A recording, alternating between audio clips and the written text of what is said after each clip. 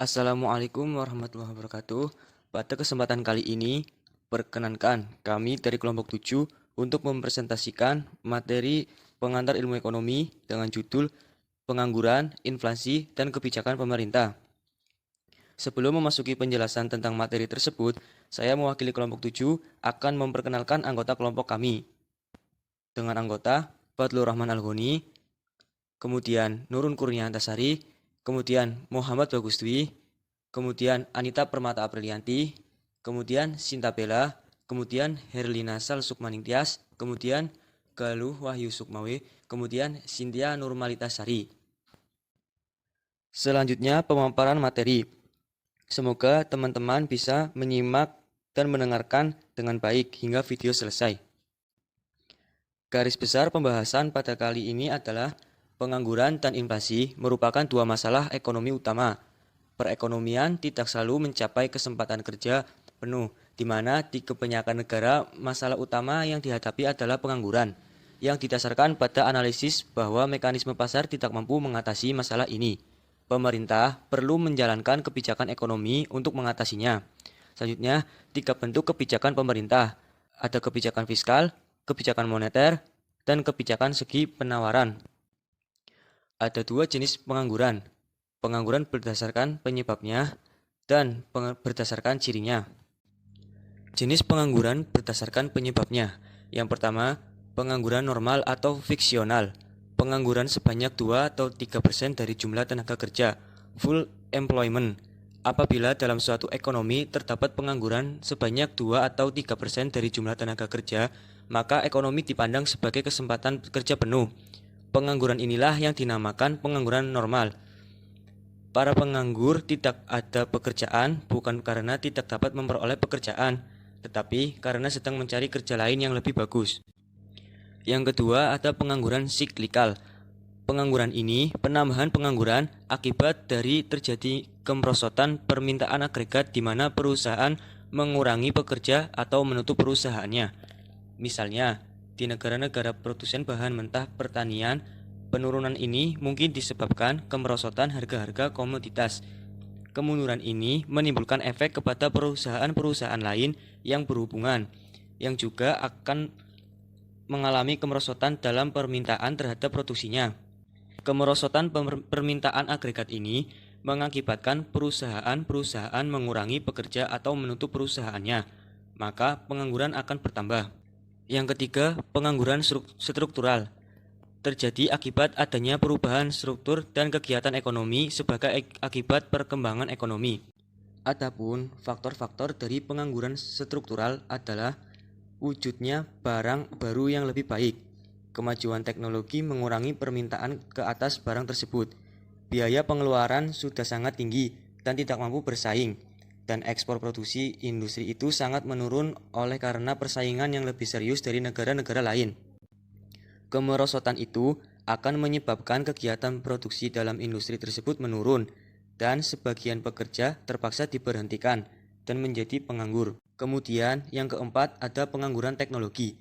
Pengangguran yang timbul oleh adanya pergantian tenaga kerja manusia seperti mesin dan bahan kimia sebagai akibat dari adanya kemajuan teknologi. Misalnya racun lalang dan rumput telah mengurangi penggunaan tenaga kerja untuk membersihkan perkebunan sawah dan lahan pertanian.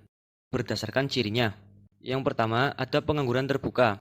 Pengangguran yang tercipta akibat pertambahan lowongan pekerjaan yang lebih rendah dari pertambahan tenaga kerja. Pengangguran terbuka dapat pula wujud sebagai akibat dari kegiatan ekonomi yang menurun, dari kemajuan teknologi yang mengurangi penggunaan tenaga kerja, atau sebagai akibat dari kemunduran perkembangan suatu industri. Selanjutnya ada pengangguran tersembunyi. Pengangguran ini terjadi di sektor pertanian atau jasa, di mana jumlah tenaga kerja sangat berlebihan akibat dari kelebihan tenaga kerja tersebut. Sebagian tenaga kerja di kegiatan tersebut dipindahkan ke kegiatan ekonomi yang lain tanpa mengurangi tingkat produksi di kegiatan yang pertama. Contohnya ialah pelayan restoran yang lebih banyak dari yang diperlukan dan keluarga petani dengan anggota keluarga yang besar yang mengerjakan luas tanah yang sangat kecil. Selanjutnya ada pengangguran bermusim. Pengangguran yang terjadi pada waktu-waktu tertentu di dalam suatu tahun. biasanya terdapat pada sektor pertanian dan perikanan. Misalnya, pada musim hujan, penyadap karet dan nelayan tidak dapat melakukan pekerjaan mereka dan terpaksa menganggur. Selanjutnya, ada setengah menganggur. Tenaga kerja yang bekerja dalam jumlah jam kerja yang terbatas tetapi tidak sepenuhnya bekerja dan juga bukan penganggur. Karena itu digolongkan sebagai setengah menganggur atau dalam bahasa Inggris disebut underemployment. Mereka mungkin hanya bekerja 1 hingga 2 hari seminggu atau 1 hingga 4 jam sehari. Selanjutnya, tujuan kebijakan pemerintah. Tujuan bersifat ekonomi, ada 3 pertimbangan. Yang pertama, menyediakan lowongan pekerjaan. Dalam jangka panjang, usaha mengatasi pengangguran diperlukan karena jumlah penduduk yang selalu bertambah akan menyebabkan pertambahan tenaga kerja yang terus-menerus. Sedangkan dalam jangka pendek, pengangguran dapat menjadi bertambah serius, yaitu ketika berlaku kemunduran atau pertumbuhan ekonomi yang lambat. Maka, untuk menghindari masalah pengangguran yang semakin serius, tambahan lowongan pekerjaan yang cukup diperlukan, disediakan dari tahun ke tahun. Yang kedua, meningkatkan taraf kemakmuran masyarakat. Ukuran kasar dari kemakmuran masyarakat adalah pendapatan per kapita yang diperoleh dengan cara membagikan pendapatan nasional dengan jumlah penduduk. Dengan demikian, kesempatan kerja yang semakin meningkat dan pengangguran yang semakin berkurang bukan saja menambah pendapatan nasional, tetapi juga meningkatkan pendapatan per kapita. Melalui perubahan ini, kemakmuran masyarakat akan bertambah. Kemudian, yang ketiga, memperbaiki pembagian pendapatan. Usaha menaikkan kesempatan kerja dapat juga digunakan sebagai alat untuk memperbaiki pembagian pendapatan dalam masyarakat. Kemudian yang kedua, tujuan bersifat sosial dan politik. Yang pertama adalah meningkatkan kemakmuran keluarga dan kestabilan keluarga. Kemudian yang kedua adalah menghindari masalah kejahatan. Karena semakin tinggi pengangguran, semakin tinggi kasus kejahatan. Kemudian yang ketiga, mewujudkan kestabilan politik. Apa itu inflasi? Perhatikan gambar di sini. Pada tahun 2000, dengan uang 100.000, kita membelanjakannya dan mendapatkan banyak barang. Tetapi di 2008, dengan uang 100.000 juga kita mendapatkan beberapa barang saja. Di tahun 2016, kita mendapatkan sedikit barang. Nah, ini masalah inflasi. Jadi dapat dikatakan inflasi adalah kenaikan tingkat harga barang dan jasa secara umum dan terus-menerus sepanjang waktu. Jenis-jenis inflasi dibagi menjadi dua. Berdasarkan sumber penyebabnya terdiri dari inflasi tarif dan permintaan, inflasi desakan biaya, inflasi diimpor. Sedangkan berdasarkan tingkat kelajuannya terdiri dari inflasi merayap, inflasi sedang, inflasi tinggi, hiperinflasi. Jenis-jenis inflasi. Yang pertama, inflasi tarikan permintaan. Inflasi ini biasanya terjadi pada masa perekonomian berkembang dengan pesat. Kesempatan kerja yang tinggi menciptakan tingkat pendapatan yang tinggi, dan selanjutnya menimbulkan pengeluaran yang melebihi kemampuan ekonomi mengeluarkan barang dan jasa. Kedua, inflasi desakan biaya. Inflasi ini terutama berlaku dalam masa perekonomian berkembang dengan pesat ketika tingkat pengangguran adalah sangat rendah.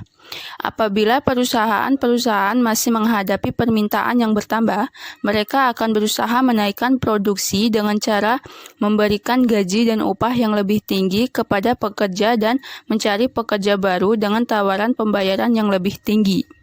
Yang ketiga, inflasi diimpor. Inflasi juga bersumber dari kenaikan harga-harga barang yang diimpor. Inflasi ini akan wujud apabila barang-barang impor yang mengalami kenaikan harga mempunyai peranan yang penting dalam kegiatan pengeluaran perusahaan-perusahaan. Jenis inflasi berdasarkan tingkat kelajuannya. Yang pertama, inflasi merayap atau rendah adalah proses kenaikan harga-harga yang lambat jalannya. Inflasi ini masih dapat dikendalikan. Kisarannya di bawah 10% per tahun. Yang kedua, inflasi sedang adalah inflasi yang sangat berdampak pada kesejahteraan masyarakat, terutama yang memiliki penghasilan tetap. Kisarannya 10-30% per tahun. Yang ketiga, inflasi tinggi. Inflasi yang sangat sulit dikendalikan dan mengganggu pertumbuhan ekonomi negara. Kisarannya 30-100% per tahun. Yang keempat, hiperinflasi adalah proses kenaikan harga-harga yang sangat cepat yang menyebabkan tingkat harga menjadi 2 kali lipat atau beberapa kali lipat dalam waktu yang singkat. Dampak inflasi. Dampak negatif. 1. Inflasi tinggi menurunkan pertumbuhan ekonomi. 2. Biaya terus meninggi dapat mengganggu kegiatan produktif sehingga pengusaha cenderung mengalihkan investasinya dengan membeli harta tetap seperti tanah, rumah, dan bangunan. Yang ketiga, akibatnya kegiatan produktif menurun, tenaga kerja dikurangi, pengangguran meningkat. Yang keempat, apabila produksi dalam negeri menurun, harga meningkat, impor akan lebih banyak dilakukan. Yang kelima, inflasi akan menurunkan pendapatan real orang-orang yang berpendapatan. Yang keenam, mengurangi nilai kekayaan berbentuk uang. Yang ketujuh, memperburuk pembagian kekayaan. Dampak positif. 1. Masyarakat akan semakin selektif dalam mengonsumsi barang dan jasa. 2. Inflasi yang berkepanjangan dapat menumbuhkan industri kecil dalam negeri menjadi semakin dipercaya dan tangguh. 3. Tingkat pengangguran cenderung akan menurun karena masyarakat akan tergerak untuk melakukan kegiatan produksi dengan cara membuka usaha. Cara pemerintah mengatasi inflasi. 1. Mengendalikan harga, menetapkan harga maksimum. 2. Mencetak barang-barang pokok. 3. Membuat peraturan mengenai larangan penimbunan barang. 4. Memberikan subsidi produsen. Masalah pengangguran dan kebijakan fiskal. Dalam menerangkan mengenai kebijakan fiskal dalam menghadapi masalah pengangguran, analisis yang dibuat dibedakan kepada dua pendekatan dengan menggunakan grafik Y sama dengan AE dan grafik AE min AS. Gambar 10.4, grafik A menunjukkan efek kebijakan fiskal apabila pengangguran berlaku dalam perekonomian dan pertambahan pengeluaran pemerintah dilakukan untuk masalah tersebut. Sedangkan grafik B menunjukkan efek kebijakan fiskal jika menggunakan penurunan pajak di mana delta T sama dengan delta G. Perubahan keseimbangan yang berlaku. Dalam gambar di samping atau grafik A, dimisalkan keseimbangan asal dicapai di titik E1. Keseimbangan ini menunjukkan pendapatan nasional adalah Y1 dan dalam keseimbangan ini pengangguran berlaku. Untuk mengatasinya, pemerintah menambah pengeluaran sebanyak delta G dan pertambahan pengeluaran ini memindahkan pengeluaran agregat sebelum dari AE1 ke AE2. Perubahan tersebut berarti E1 bergeser ke E2 dan pendapatan nasional meningkat dari Y1 ke Y2. Titik perubahan ini menambah kesempatan kerja dan mengurangi pengangguran. Selanjutnya, dalam grafik B yang menunjukkan efek pengurangan pajak ke atas keseimbangan pendapatan nasional. Juga dimisalkan keseimbangan yang asal adalah di E1. Pengurangan pajak sebesar delta T akan menambah pendapatan disposable rumah tangga sebesar delta Y sama dengan delta T. Pertambahan pendapatan disposable ini akan mengeluarkan pengeluaran rumah tangga. Tetapi, kenaikan pengeluaran ini kurang dari delta G, hanya sebesar delta C sama dengan MPC dikali segitiga delta G. Titik kenaikan pengeluaran rumah tangga tersebut akan memindahkan pengeluaran agregat menjadi AE2 dan keseimbangan menjadi E2. Maka pendapatan nasional baru dicapai di Y1. Maka pendapatan nasional bertambah dan kesempatan kerja akan meningkat dan pengangguran akan berkurang. Perbandingan mengenai sebab yang berlaku. Apabila diperhatikan efek dari grafik A dan B, disimpulkan bahwa Y0, Y1 dalam grafik B kurang dari Y1, Y2 grafik A. Hal ini berlaku di mana delta G sama dengan delta T. Yang menyebabkan perbedaan tersebut adalah karena pengurangan pajak akan menambah pengeluaran agregat pada jumlah yang lebih kecil dari delta G. Disimpulkan bahwa multiplier pajak lebih kecil dari multiplier pengeluaran pemerintah. Kebaikan lain pengeluaran pemerintah dibandingkan pengurangan pajak sebagai kebijakan fiskal adalah efek pertambahan pengeluaran pemerintah lebih cepat dari pengurangan pajak, dikarenakan pengeluaran pemerintah merupakan komponen pengeluaran agregat. Pengurangan pajak akan membutuhkan perjalanan panjang terlebih dahulu. Terlebih dahulu, peraturan harus dibuat.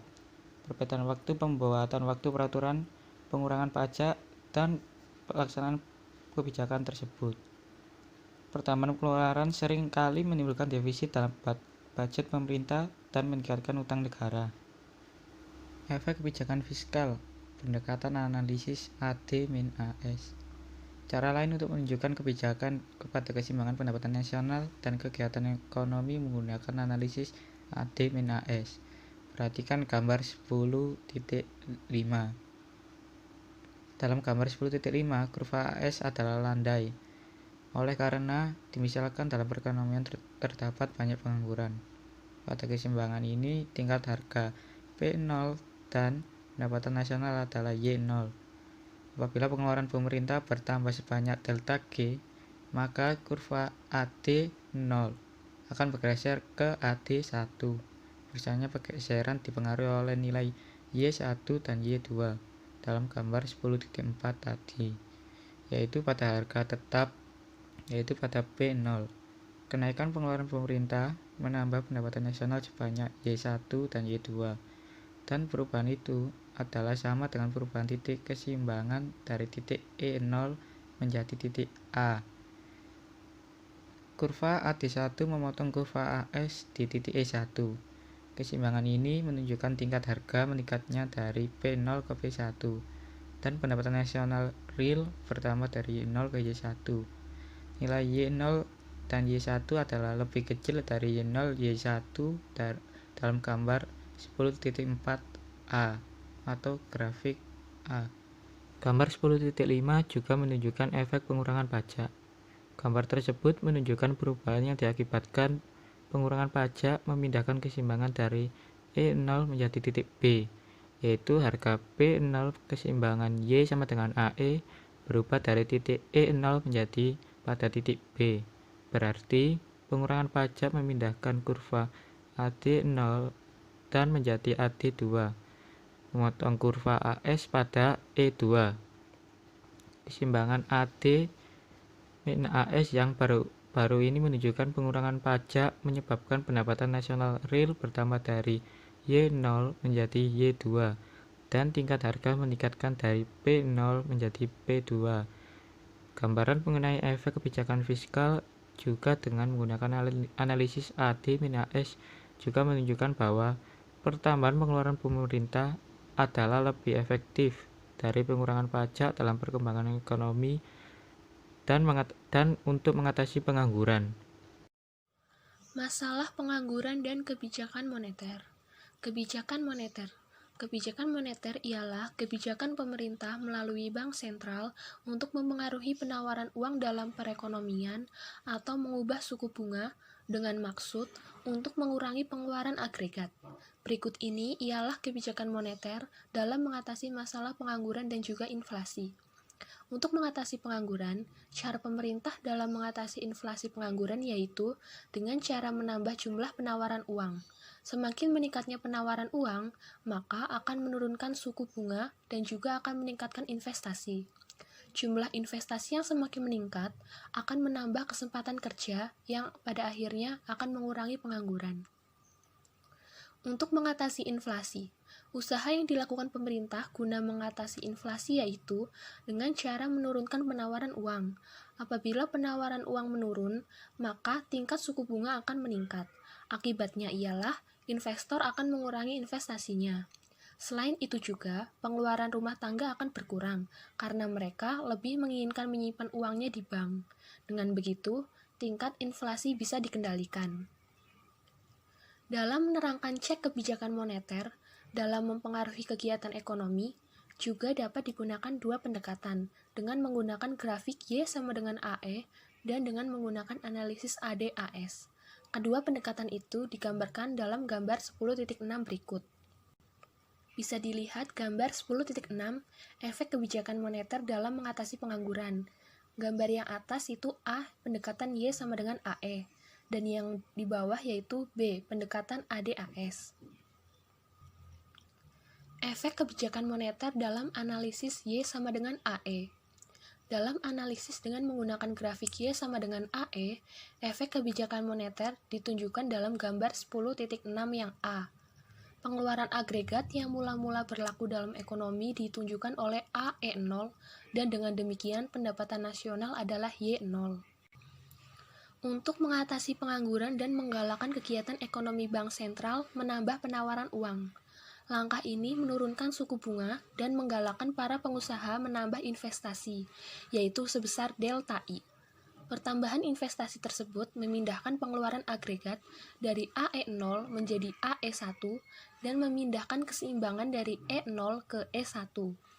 Dengan demikian, pendapatan nasional meningkat menjadi Y1. Peningkatan ini menambah kesempatan kerja dan mengurangi pengangguran. Perubahan kegiatan ini berlaku pada harga yang tidak mengalami perubahan, yaitu diasumsikan tingkat harga yang berlaku adalah P0. Efek kebijakan moneter dalam analisis ADAS. Dari grafik B gambar 10.6 yang menggambarkan efek kebijakan moneter ke atas keseimbangan ADAS, pendapatan nasional real dan tingkat harga. Penawaran agregat dalam perekonomian itu digambarkan oleh kurva AS yang landai bentuknya, karena dimisalkan terdapat banyak pengangguran dalam perekonomian. Permintaan agregat yang asal adalah AD0 dan titik A menggambarkan keseimbangan yang mula-mula dicapai, dan keseimbangan ini adalah sama dengan E0 pada grafik A yang menggambarkan pendapatan nasional real adalah Y0 dan tingkat harga P0. Dengan menggunakan grafik A bahwa kebijakan moneter akan memindahkan pengeluaran agregat dari AE0 ke AE1 dan meningkatkan pendapatan nasional dari Y0 ke Y1. Dalam grafik B, perpindahan tersebut digambarkan oleh perubahan AD0 menjadi AD1 dan jarak AB sama dengan Y0 Y1. Permintaan agregat AD1 memotong penawaran agregat AS di titik C. Dengan demikian, sebagai akibat dari kebijakan moneter, keseimbangan ADAS berubah dari titik A ke titik C. Perubahan ini menggambarkan perubahan berikut. Efek dari kebijakannya dijalankannya kebijakan moneter, pendapatan nasional real meningkat dari Y0 menjadi Y2, dan tingkat harga meningkat dari P0 menjadi P1. Grafik P jelas menggambarkan bahwa menurut analisis Y sama dengan AE, perubahan pengeluaran dalam perekonomian menyebabkan pertambahan yang lebih besar kepada pendapatan nasional apabila dibandingkan dalam analisis AD sama dengan AS. Hal ini disebabkan karena perbedaan permisalan dalam kedua analisis tersebut. Dalam analisis Y sama dengan AE, dimisalkan harga tidak berubah. Akan tetapi, dalam analisis AD sama dengan AS, harga dapat mengalami perubahan. Uraian tersebut menunjukkan harga mengalami kenaikan, yaitu dari P0 menjadi P1. Perubahan ini menyebabkan konsumsi real rumah tangga berkurang, ekspor berkurang, dan impor bertambah. Oleh karena itu, dalam analisis ADAS, pendapatan nasional real hanya meningkat ke Y2 dan bukan ke Y1. Dalam masalah pengangguran, kebijakan moneter punya pengaruh jika jumlah uang beredar seimbang dengan jumlah barang dan jasa, maka perekonomian akan stabil. Pada keadaan ekonomi stabil, pengusaha akan mengadakan investasi. Investasi ini memungkinkan adanya lapangan kerja baru. Dalam masalah inflasi, kebijakan moneter punya pengaruh bahwa interaksi jumlah uang yang beredar dengan jumlah barang dan jasa akan menghasilkan harga. Ada kalanya harga naik atau turun, tidak beraturan, sehingga perubahan harga dapat memengaruhi kegiatan ekonomi masyarakat. Apabila harga cenderung naik terus, orang akan membelanjakan semua uangnya, yang mengakibatkan terjadinya gejala ekonomi atau yang disebut inflasi. Masalah inflasi dan kebijakan pemerintah. Mengenai masalah inflasi, perlu dibedakan dua bentuk inflasi, yaitu inflasi merayap dan masalah inflasi yang lebih serius, terutama apabila tingkatnya melebihi 5%. Mewujudkan inflasi 0% atau zero inflation secara terus-menerus dalam perekonomian yang berkembang sulit untuk dicapai. Oleh sebab itu, dalam jangka panjang yang perlu diusahakan adalah menjaga agar tingkat inflasi berada pada tingkat yang sangat rendah. Misalnya, hanya mencapai di sekitar 2 hingga 4% setahun. Langkah-langkah pemerintah yang dapat digolongkan sebagai kebijakan diskresioner baru dilaksanakan apabila inflasi yang berlaku lebih serius dari inflasi merayap. Misalkan, sebagai akibat dari suatu perubahan ekonomi tertentu, tingkat inflasi meningkat dari 5% menjadi 10% atau lebih. Untuk menjaga kestabilan ekonomi, pemerintah perlu menjalankan kebijakan menurunkan tingkat inflasi tersebut ke tingkat asal yaitu 5% atau kurang. Dalam bagian ini akan diterangkan bagaimana kebijakan fiskal dan kebijakan moneter digunakan untuk mengatasi masalah inflasi yang telah mencapai tingkat yang tinggi tersebut. Analisis yang dilakukan akan menggunakan pendekatan Y sama dengan AE dan pendekatan analisis ADAS. Kebijakan fiskal untuk mengatasi inflasi. Yang pertama, efek kebijakan fiskal menurut pendekatan Y sama dengan AE. Dalam menerangkan efek kebijakan fiskal dalam mengatasi inflasi, uraian akan dibedakan kepada dua keadaan, yaitu keadaan di mana dimisalkan inflasi berlaku tanpa dikontrol pemerintah dan inflasi yang diatasi melalui kebijakan fiskal. Grafik A memberikan gambaran mengenai dua keadaan tersebut dengan menggunakan grafik Y sama dengan AE. Pengeluaran agregat yang awal adalah AE atau P0 dan pengeluaran ini mewujudkan keseimbangan di titik E0. Pendapatan nasional adalah Y0 dan tingkat kesempatan kerja penuh hampir dicapai. Seterusnya, misalkan kenaikan ekspor menambah pengeluaran agregat dan pada waktu yang sama kenaikan harga-harga menjadi lebih cepat. Tanpa kebijakan pemerintah, pengeluaran agregat akan mencapai AE atau P1, yaitu harga-harga juga mengalami kenaikan dan mencapai P1. Dengan demikian, kenaikan pengeluaran agregat tersebut telah menimbulkan efek berikut. Pendapatan nasional meningkat dari Y0 menjadi Y1 dan tingkat harga meningkat dari P0 menjadi P1. Oleh karena Y1 lebih besar dari YF, tingkat pengangguran adalah sangat rendah. Dalam kasus ini, sejak permulaan lagi pemerintah menyadari bahwa pertambahan pengeluaran agregat yang besar yaitu dari AE atau P0 menjadi AE atau P1 akan menyebabkan tingkat inflasi bertambah cepat. Pemerintah mengatasi kecenderungan tersebut dengan cara mengurangi pengeluaran. Langkah ini menyebabkan pengeluaran agregat hanya meningkat ke AE atau P2 yang lebih rendah dari P1. Keseimbangan pendapatan nasional yang baru dicapai di E2 yang menggambarkan ekonomi mencapai kesempatan kerja penuh dan pendapatan nasional adalah YF. Gambaran ini menunjukkan bahwa kebijakan fiskal dapat mewujudkan tingkat kesempatan kerja penuh dan kenaikan harga yang berlaku tidak terlalu tinggi, yaitu hanya mencapai P2 dan bukan P1. Selanjutnya, yang kedua, efek kebijakan fiskal dalam analisis ADAS. Dengan menggunakan analisis ini dapat ditunjukkan dengan lebih jelas bagaimana perubahan pengeluaran dan kebijakan belanjawan akan mempengaruhi kegiatan ekonomi dan tingkat harga. Analisis itu dapat diterangkan dengan lebih baik dengan menggunakan grafik B. Keseimbangan yang asal dalam perekonomian tersebut dicapai di titik A. Keseimbangan ini memberikan gambaran mengenai keadaan yang sama yang ditunjukkan oleh titik E0 dalam gambar A, yaitu pendapatan nasional real adalah Y0 dan tingkat harga P0. Tanpa pengawasan dan kebijakan pemerintah, pengeluaran agregat meningkat dari AE atau P0 menjadi AE atau P1. Dalam gambar B, perubahan tersebut ditunjukkan oleh peralihan kurva permintaan agregat dari AD0 menjadi AD1 dan keseimbangan baru dicapai di titik B.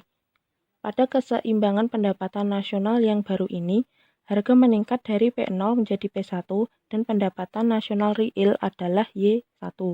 Dengan demikian, walaupun terjadi peningkatan dalam pendapatan nasional real, tingkat inflasi juga sangat tinggi.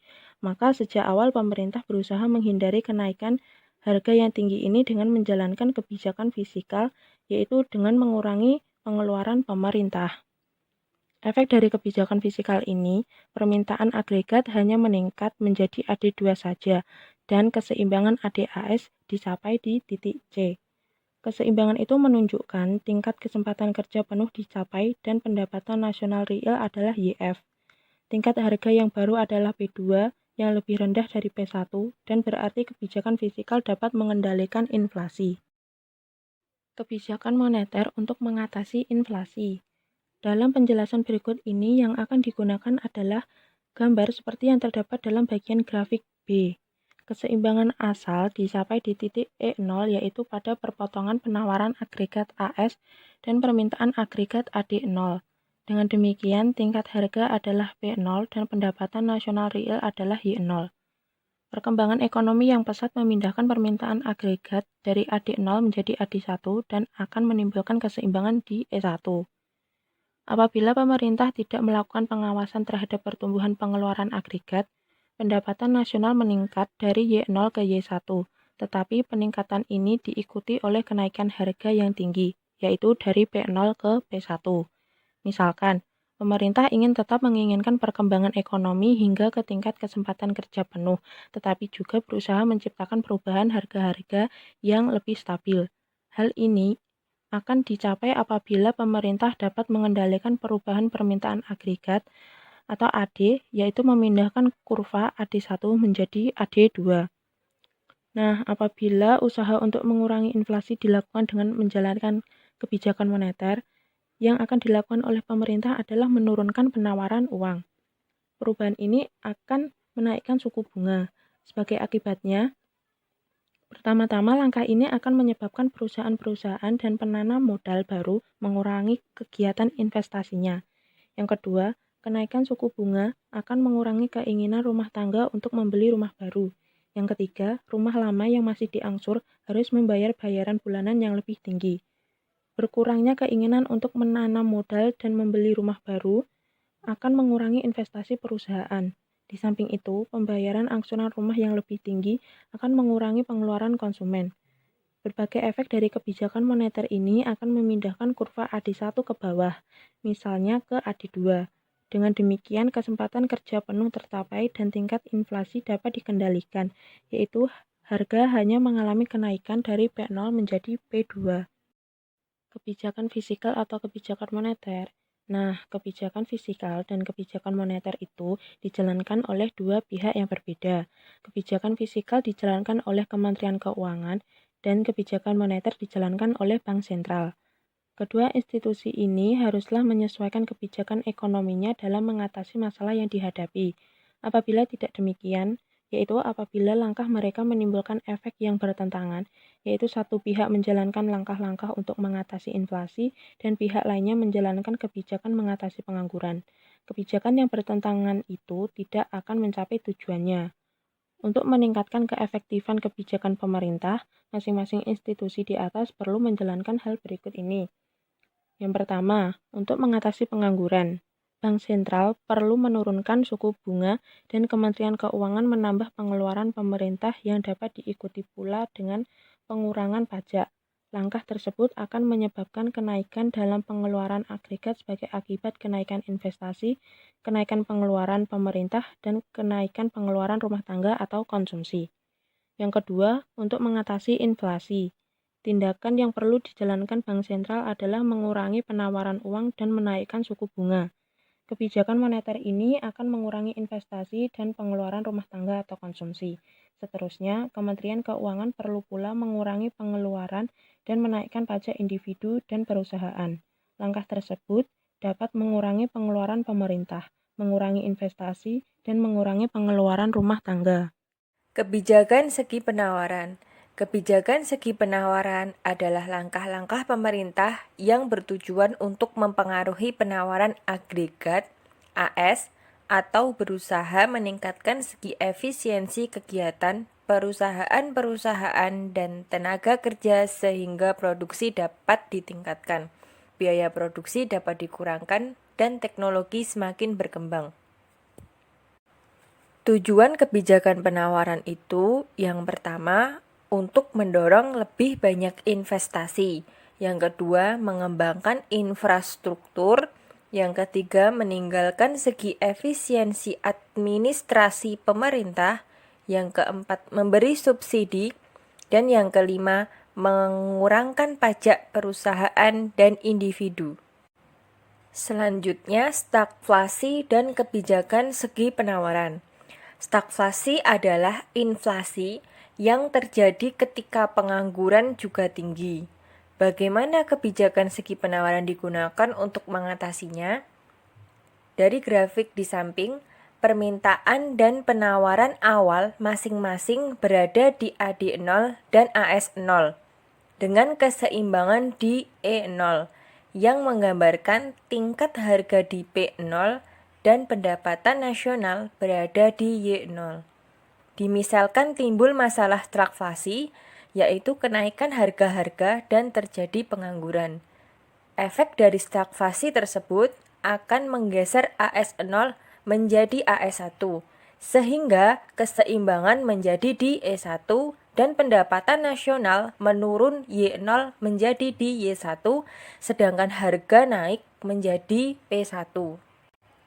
Dari hal tersebut, langkah pemerintah untuk mengatasi stagflasi ini yaitu dengan menjalankan kebijakan segi penawaran melalui mengurangi pajak atas bahan baku dan menggalakkan teknologi baru agar biaya produksi menurun. Kebijakan tersebut akan mengubah AS1 menjadi AS2 sehingga keseimbangan baru menjadi di E2. Berarti tingkat harga menjadi di P2 dan pendapatan nasional berada di Y2. Dengan demikian, pengangguran dan inflasi dapat dikendalikan, yaitu harga diturunkan dari P1 menjadi P2, dan pengangguran dapat ditekan, yaitu dengan meningkatkan pendapatan nasional dari Y1 menjadi berada di Y2. Selanjutnya, inflasi dan kebijakan segi penawaran. Grafik di samping ini menggambarkan bagaimana inflasi diatasi oleh kebijakan penawaran. Keseimbangan awal di E0 pada perpotongan AD0 dengan AS0 pada tingkat harga P0 dengan pendapatan nasional berada di Y0. Perkembangan ekonomi yang pesat menggeser permintaan agregat dari AD0 menjadi AD1, sehingga keseimbangan baru berada di E1, dan tingkat harga naik menjadi di P1, dengan pendapatan nasional menjadi di Y1.